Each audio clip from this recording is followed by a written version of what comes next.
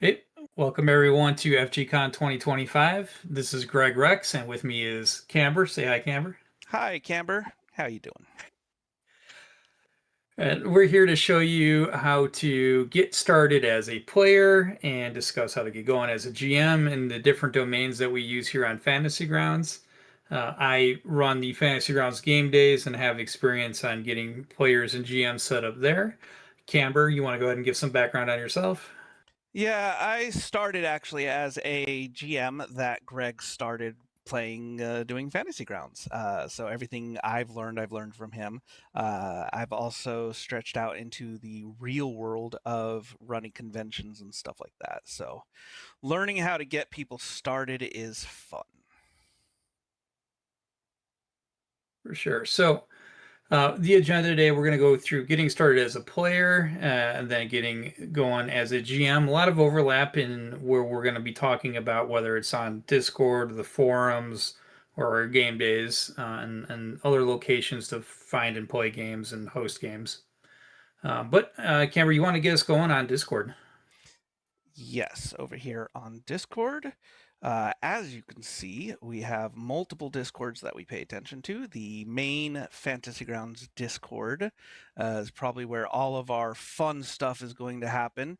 This is run by Smiteworks, controlled and organized by them. We have various places like Looking for Group and the Organized Play channels, plus a whole bunch of other channels that you can pay attention to if you want. But being a normal player, we are going to focus on players looking for group and the game day announcements. One of the first places we want to go, of course, is our channels and roles. Make sure you're set up for whatever type of role you want to do. Are you interested in being a crafter or just the game days stuff there? Also, then you're going to want to look into your channels to make sure you have all of the channels that you personally want set up.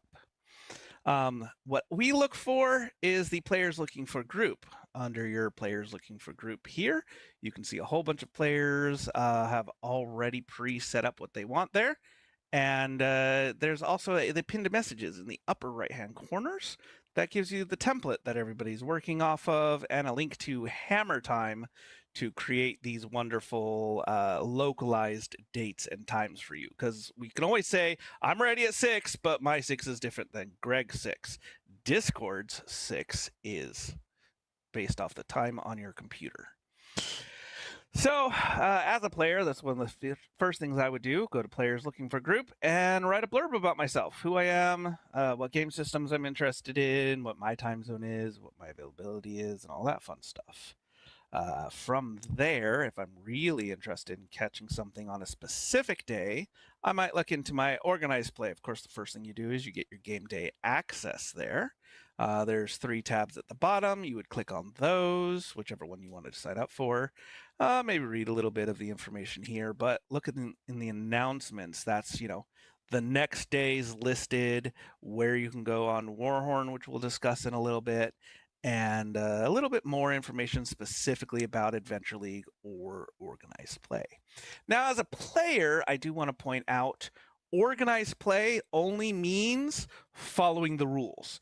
It's not like super structured or hard or you have to know everything.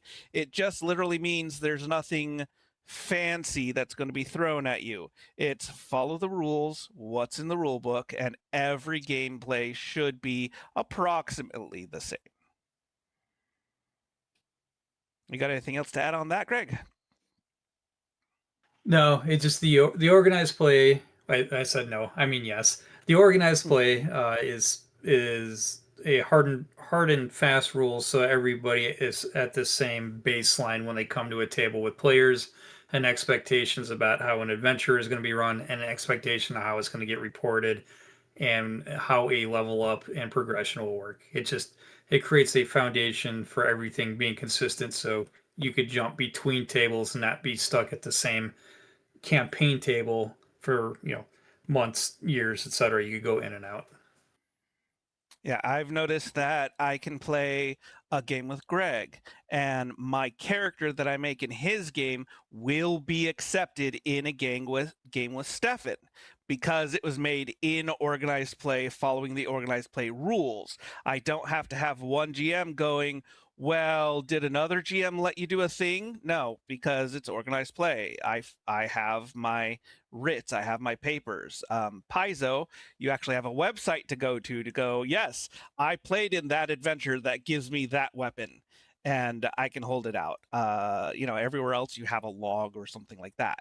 But no GM has to wonder, did he cheat to do the thing, because it's organized play.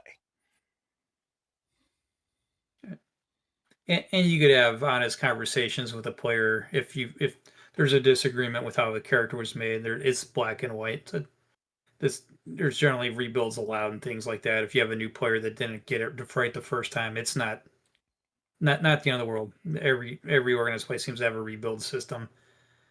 Yep. So other places that we go for when we're players, we have the Fantasy Grounds Gaming League. This Discord is a different place to go. Sometimes we call it the lounge, sometimes we call it the league. It just kind of depends on our mood. Its actual name is the lounge. I know, I saw your little smirk there. We have games listing here, which is the catalog of the events listing for the month. What's happening now, what's happening in a couple days, whatever.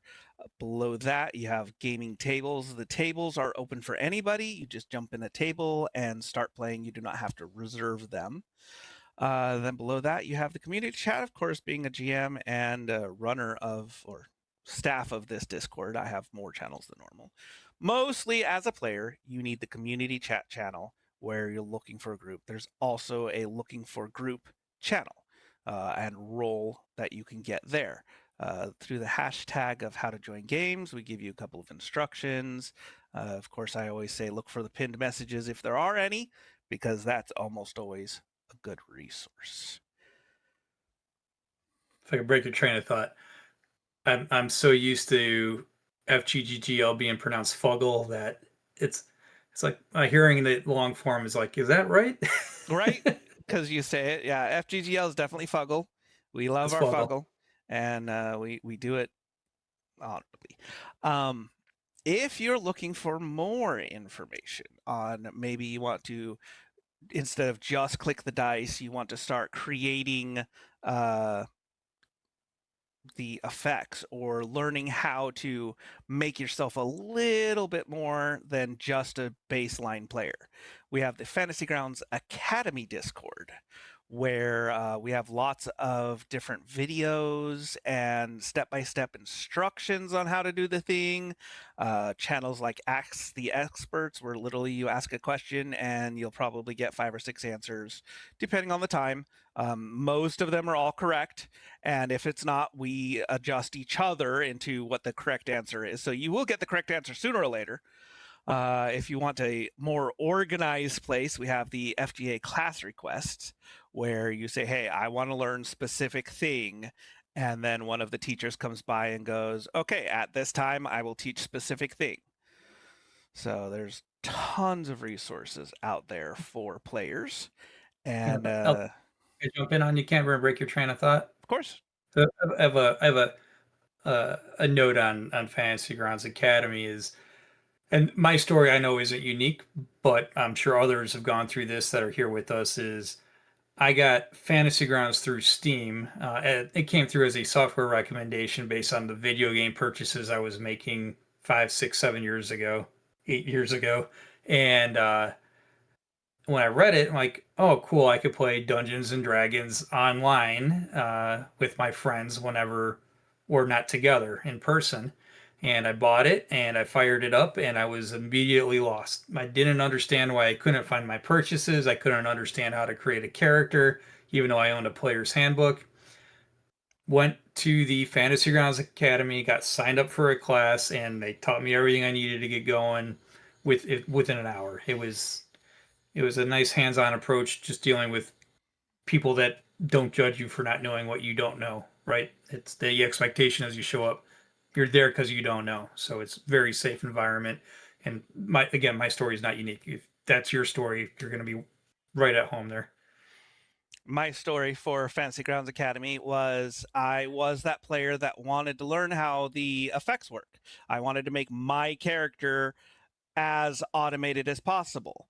And so I came here and then learned basically how the game works, how Fantasy Grounds itself works. So when my GMs started going, I don't know how to do that, or oh, I don't know how to do this fancy thing, or I wish I had, I could start speaking up. And I found that I spoke up more than I played. And so I joined the academy as a teacher, and now I teach other GMs how to do the thing that I got tired of them not knowing how to do. So from there, I believe we're going to reach over to Greg's screen and look at the forums. The forums, yeah, finding games on the forums. So I'm going to go ahead and share my entire screen with you.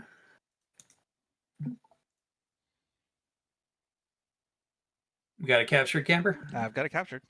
Yeah, We're sweet. looking at you. So after my classes at the Fantasy Grounds Academy, I also learned how to be a game master there, and immediately my first game on Fantasy Grounds after the one shot I did at the academy was a GM, right? So how did I find a table of players when the people I thought I was going to play with weren't interested in playing online? They came crawling back during COVID. That's another story. But before COVID, I didn't have players that wanted to play online with me. So I went to the forums, and in the forums, there is a section for finding a game. And then we have individual forums in here with some sub forums. I'm not going to go through all of them. We do have our game day here, which that's coming up here in our conversation. So I'm going to stay out of there. But the looking for group is kind of the main one. And in the looking for group as a player, we have templates on how to uh, uh, post games as a game master, but then how you could find games as a player. So temp for players looking for group, right? And I'll tell you how to do that.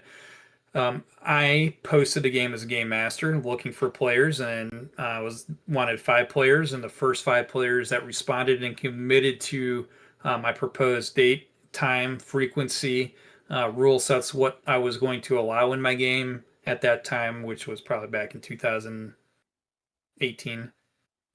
Then there wasn't much for there was stuff for 5e, but not as much as there is now. But that's where we kind of do that interaction and use the soliciting and the finding the group of players that are going to work, and players get to introduce themselves there and make sure that the other people at the table kind of fit the mold. So forums is a good start. Everything here in this main section is for free games. There is a sub forum for paid games. Most of these will link you to start playing or a similar site for a pay to play game. And then we have one shot games. So if somebody is just I want to run a 4 to 6 hour session and we're never going to play together again, that's where you're going to find those games, which is actually great to get started, is to find a one shot. Just get your feet wet and just learn Fantasy Grounds. You're not going to learn Fantasy Grounds unless you use it. So get in there, get a one shot. So that's our first stop is the forums.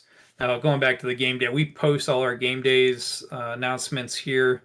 Right now, game days, Fantasy Grounds game days is institutional at Smiteworks. It is run on the 3rd Saturday of every month. And we'll make the announcement here. We make the announcement in Discord. As you saw, if you have one of those player roles, you will be pinged in the Discord. That's the only time we do at anywhere in that Discord, is only for the game days where players chose to take that role and hold on to it.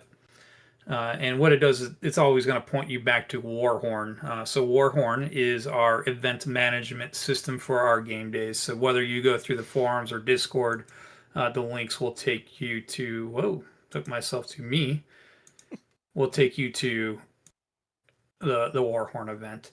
Currently nothing upcoming. We just had a game day 3 days ago. So all those have flushed out, but I could show you what it looked like for the month of October. All right. So if you are registered, and we're talking right here, you have to register. So first, you need a Warhorn account. That's number one. Number two is registering. Our registration system does require that your Discord is linked. because the game day organizer, me, I muster the tables by making sure the players know which table they're at an hour before the game starts. And if I don't know your Discord name, I can't help you find your table. So we do require that you have your Discord as part of the registration process. So as long as you're comfortable with those, this is a free event, and you go here and you can sign up to play games as whatever flavor is yours that we are doing. This is a by the game masters, run what you want when you want on our game day. So we don't have a sequencing, we don't have time slots. It's just globally accepted. If it's Saturday to you as the game master, you could submit the game. So sometimes games look like they're starting maybe late Friday night or early Sunday morning, depending where you're at in the world. But the game master submitted Saturday their time. So that's our game days in a nutshell. And everything is run on that Fantasy Grounds Discord that Camber was showing everyone. So we try to keep everything kind of together. No disparate systems where you got to go and find other games and go to other people's personal servers. That's not what we're about. It's moderated.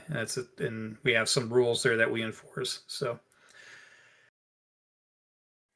every single one of the games that we host during game day here normally have or are one shots. I say normally because they're usually advertised as a one shot, but to bring up my example of the DDAL 10 series, it's the entire series. I had somebody every single game day showing up to my, in air quotes, one shots.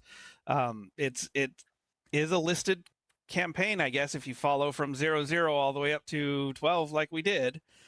But all of the one shots have, or I should say most of them have, pre-generated characters, so you don't have to know anything. You sit down, you read what the character is about, and you decide if you want to play that.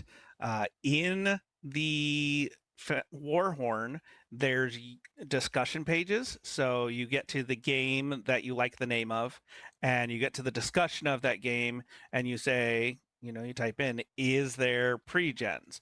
Many GMs already list all of their pre-gens there as well.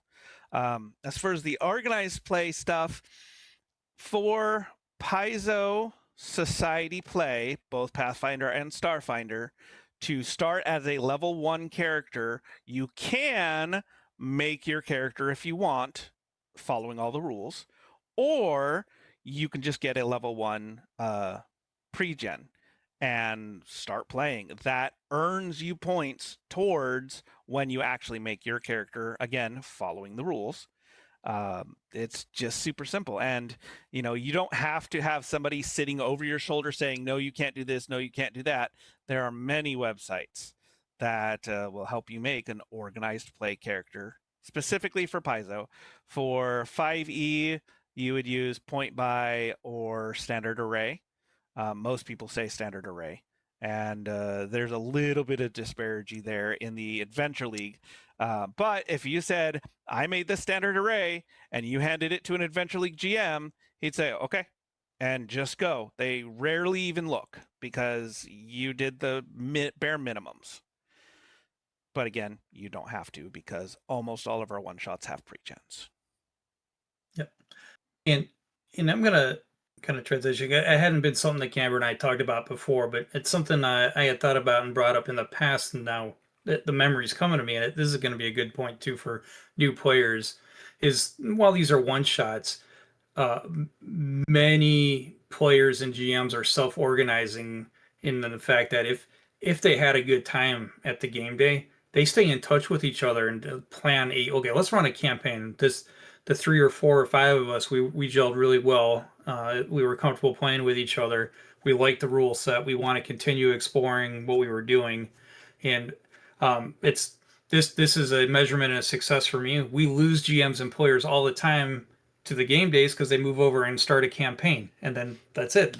It's a beautiful thing. They move on, and now they're instead of at the game days on Saturdays, they're running a Saturday campaign now once a month, but every Saturday now. So they've moved on and kind of graduated through, and it's a good deal. game day's free. There's no expectations as a player other than you're going to show up on time and you're going to be on Discord on time, and your fantasy grounds is going to be downloaded and updated. You're not going to be starting your fantasy grounds download for the first time 10 minutes into the session. That's really, if you show up on time with fantasy grounds on Discord, you should have a good time. So I don't know if there's anything else for the game days, but if you got anything else before I transition to how you become a game master, we're going to stay on the game days and kind of work our way backwards again. That's what I was thinking. Yep. Okay, cool. So game days, we're talking about players now, game masters. This is a good spot to actually start as a game master because we could list these sessions for you as FG beginner friendly, play to learn. I've listed games for brand new GMs, and I tag it brand new GM. You can see how I bracket these and tag them as kind of bouncing around on different game days as we went through the month. But these brackets we and also tell you, if we're using a different, we have Italian and Spanish often here. So we'll actually bracket the language so that way the players, when they see the listing, they could immediately zero in on it.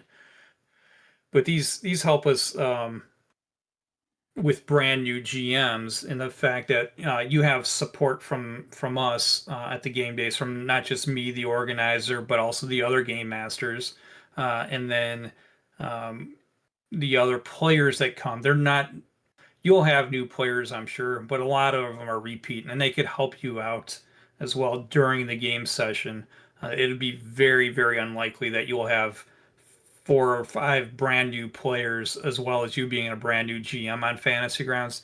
You'll have 1 or 2, and then you'll actually probably have some experience, and they could help the other players, and they could help you out as well, lower that anxiety for you. There's a good support system here.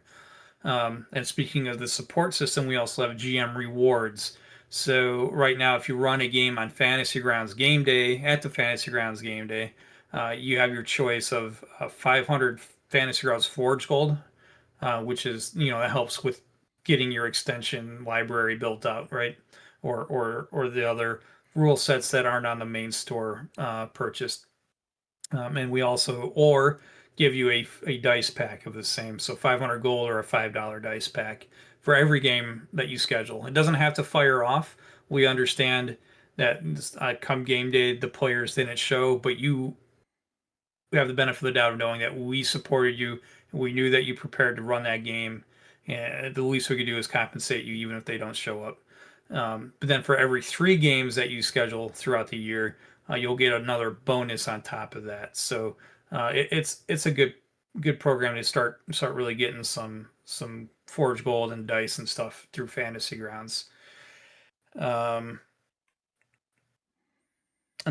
gonna keep going on this. Now this doesn't really apply technically to game days. This is whether you post on the forums or on Discord, or you want to start on here or somewhere else, if you Fuggle or another, if there's a system agnostic group that you play with one shots, right? Cadence Keg comes to mind. It's all good. What is not common knowledge to brand new GMs that becomes common knowledge after you get invested as a GM is, oh shoot, Fantasy Grounds has a bunch of rule sets that come free. D&D is one of them, right? And I don't need to own everything in Fantasy Grounds to run an adventure. If I just purchase the adventure, Fantasy Grounds Smiteworks has a publisher agreement with all the tabletop RPG publishers that they have on their storefront, that everything will be converted that is in text and picture in those books, whether it's a PDF or a 600-page tome of something, right? So that means if you buy the adventure, you'll have all the NPC records, and anything will be tokenized if it had an image. Otherwise, you'll get the alphabet token. But if it had an image, it'll probably be tokenized. You'll have those will be built as encounters. Those encounters will be pinned on a map. Your maps will have line of sight. The story will be pinned on the map, and then the story will also have all the loot. So all the inventory come in as parcels. All the work is done, and you don't need to buy a game master guide. You don't need to buy a big hardcover campaign if you want to just buy a one shot and run it, just to have everything self-contained. you run it in any of these places we talked about. And actually, if you run the same adventure 3 or 4 times, players will actually really like that because the new players, by the time you run it the third or fourth time, you're humming along pretty good. You'll be kind of mastering that adventure, and they'll have a good feel of the game. But one shots, I can't stress enough. If you get a one shot and you get it off the Fantasy Ground store, it's fully converted. You don't need to get monetarily invested in all the other things as a game master. Um, doesn't mean that somebody needs to have maybe a player handbook or something to create characters. So I don't want to say you don't need that, but if we're talking 5e, you still have the basic rules, the free rules, the OGL, the SRD, all that stuff is already there free for Fantasy Grounds. So if you get away with those lineages and classes, that works. I was going to say one of the things that started me extending into the GM side of things was, I got my first start and my first little bit of Forge Gold. The first adventure that I had, again, 0-0 beginner, it was a level 1 to 4. There's 4 different little adventure paths that the players could take, and depending on how they go or what their feelings about it is, they might go 1 2 3 4, they might go 4 3 2 1. So it's a replayable adventure, and all I had to do was keep getting things for it. The very first adventure that I ever had, and then I finally got a rule book, and then I finally got a monster manual. And so it's like I didn't need it all right away. We're talking 4 or 5 months down the road of just doing this. My 500 Forge Gold every time, my 1,000 when I hit 3, and then all of a sudden I can buy the automation from the Forge.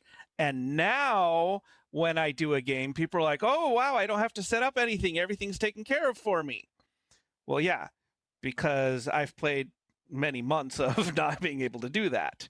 Um, it's a very, very wonderful thing. One of my players in Adventure League liked my GMing so much that he bought me an adventure and said, "GM this for me at a later time." And that's my current campaign. Yep. That's so funny. Similar stories. So uh, you kind of burden of when someone gets you an adventure, and then you're like, oh man, I got to run this thing now. But it's very satisfying when players really will like you as a GM, and they show their appreciation. Um, and it feels good. And another thing, we not on our talking point, but some eventually you might get to the point where you're going to be converting your own adventures, and there's a lot of satisfaction once you have it figured out. I mean, Fantasy Grounds is so deep. There's so much utility with the software, but you can't do not jump in and try to learn it all at once. Don't go in to go in. All right, I have this awesome adventure that has been sitting on my shelf since the 70s, and nobody has a license to convert it. So I'm going to start with that and convert it, and that's what I want to run. Not advised, although uh, very fun to do if you know what you're doing, and very satisfying once you do it and you run it for players, and that just getting their reaction on something that you've created for them. But yeah, one shot, I can't stress out. Get a one shot, run it. Right, it has everything you need. Don't unless that's you're an alpha and that's the way you're gonna go. I one shots. So Or at least for GMs, our uh, instructions are kind of basically the same thing. On the Fantasy Grounds Discord, you have the GM looking for players a tab where you post the rule set, your proposed day, your time zone if you want, basically everything that you do for a player. But now you're trying to entice people to play your game. Reaching out for if you have a paid game, you can do that. Mostly, again, that's Start Playing because it's what everybody uses. We also have a place for games running right now. If you know that your game is going to start off, then you could do that. As far as being a GM for game day, first thing you want to do is start off as a player. At least get the player role. And then there's I want to become a GM off the FAQs, usually where I go, the get GM role hashtag. We help you. We talk you through everything, and as Greg says, we on the back end set everything up for you, tell you what table you're supposed to be on. You've just said, I want to do it at this time on this day with, on Saturday with this adventure. And we say, cool, we'll do the rest. If it's not a pre-built adventure, we can build it into Warhorn. So like you said, the thing off the desk that no one's ever seen, you've blown the dust off of, if you've made it in Fantasy Grounds and you think it's good enough to play with it, we will make it in Warhorn so that it can be a table, and then teach you kind of how to edit it, what we don't do, because we don't do everything, but we'll at least set up the back end. Get people onto your table and start going. It's really, really easy. People are like, well, I don't know what to do. The number one thing I like to tell brand new GMs is your players don't know. So you might get something wrong and you'll go, oh no, I made a mistake. Your players don't know that. So long as you don't tell them I made a mistake, they're okay. If you forgot the hit points of a goblin, they're not going to care. The rules lawyers of old are long since gone. You might have a couple of people saying, oh, wait, you need to do this way, but I'm not going to be talking and, oh, I know that character is immune to something. There are still some people that do that. What were you saying? I say I got one pro tip. Well, it's kind of two, but if you pre-read your adventure, that's always the best sound advice you could do for a game master is read it. If you're not going to read it, at least know how it's supposed to end. So it's that way you get the players to where they need to be by the time the game's over. Yep. So that's yeah, I do. I learned that at conventions, so I get put in a hot seat. Like, oh, we had a no-show. Can you run this game in 5 minutes? Go straight to the end, and then I'm learning the rest of the adventure with my players as I run it. Find out what the most important NPC is. That's the one that they have to have so that they don't accidentally, oh, I don't know, leave him behind when you're like, no, you really need that one. Yeah. Yeah. Organized play. How easy is it to get into organized play as a GM? I honestly think it's fairly easy because the players that you're playing with are not going to be trying random weird, like, oh, well, in homebrew, I did this. That doesn't work in organized play. You play by the rules. And so even if you don't know all of the rules to start with, because we don't, there's many resources, and the players are usually there because they want to be.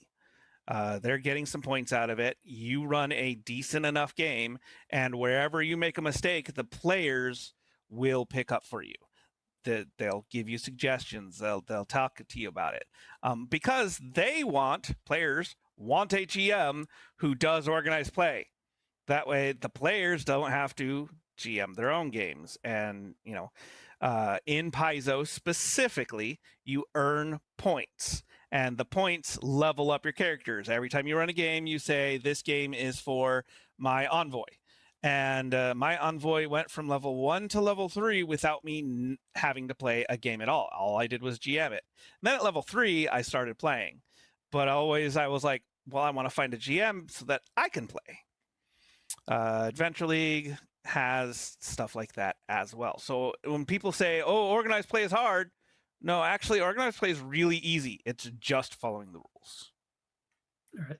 And I'll get on a soapbox here real quick. Camber and I both are Paizo Venture Agents of different ranks, but thank goodness for the confines of an organized play document on player creation, because I've run some PF1 campaigns that are open, and if my right eye's twitching just thinking about all of the requests I've had for character meta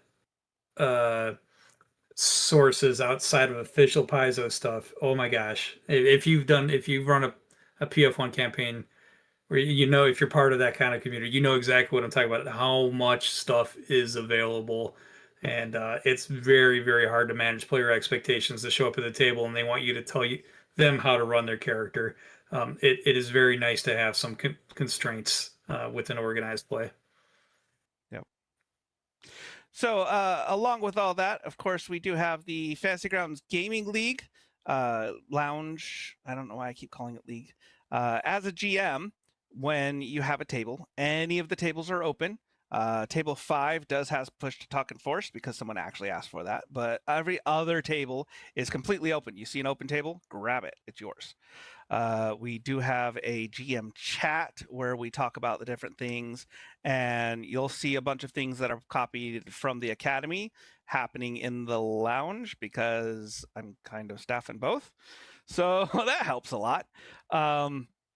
Any question asked in one of the 3 discords is usually answered across all 3 discords because we have multiple people in all of them. So Fantasy Grounds Prime, let's call it the Fantasy Grounds main discord. That's a great place to drop into a game specific channel.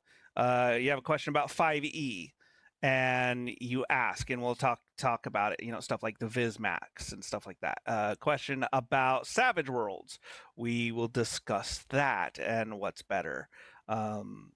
It's great. The gaming lounge, we don't really discuss the game mechanics. It's really coming together about the game. Our hashtag for offer game, we use Sesh, which does a really neat job of gathering games together, creating the thread for the game, making sure that it reminds whoever signed up for the game and doing it through here. It's really great for the lounge. But if you're looking for the organized games in the Fantasy Grounds main Discord for Organized Day or our upcoming con, we use Warhorn. And of course, the other step is the forums, which we talked on, looking for the people there. If you wanted to go to Reddit, as a GM, it's really easy to find players.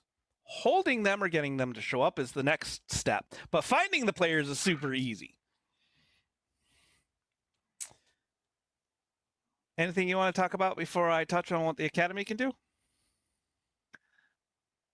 No, I think that's it. It's just there's so many ways to find a game, and there's many different tools. But encourage you to follow. Hopefully, we provide these links for you in the show notes, and then we'll get you where you need to go to start finding games Yep. Really and quick, the posting. last bit of info that I have here is the Fantasy Grounds Academy. How do we do all this stuff? Now, this is my personal love. It's not my personal project that I leave to Laren, but being one of the active teachers here, this is where videos are held, and this is the number one open place for asking questions. You cannot ask a stupid question here. They have been asked 1,000 times. We've answered them 1,000 times, and I will answer it 1,000 more without giving you any problem or any hiss about it, because that's what we're here for. We're all volunteers. No one gets paid, and we just help. Questions like, I have this effect and it's not working properly. What do I do? Or I want lighting. How do I do that? What happens if I change colors? How do I do that? Anything is available. We have events for like the GM 101, how to use the menus. I also have a line of sight class coming up, how to manipulate your images inside of Fantasy Grounds.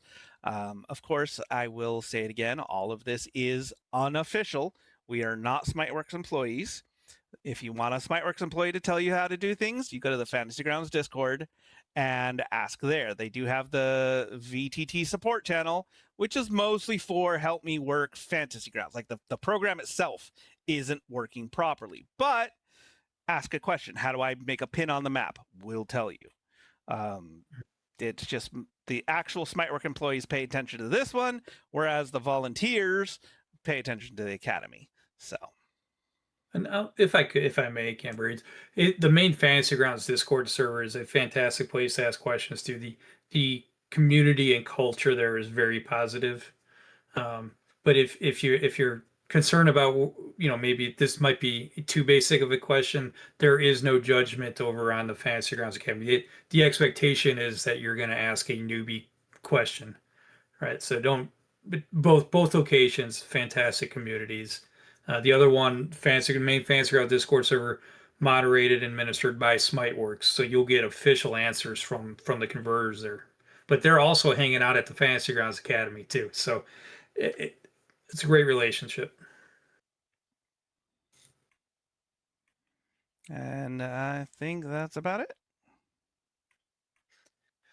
All right, so that closes us out. So thank you everybody for joining us on behalf of the game day community and Fantasy Grounds. I want to thank everybody for attending the FGCON 2025. Camber, I'll let you close us. All right. I'd like to, like you said, thank you for coming to our talk. And you all have a good day. We'll see you out in the forums.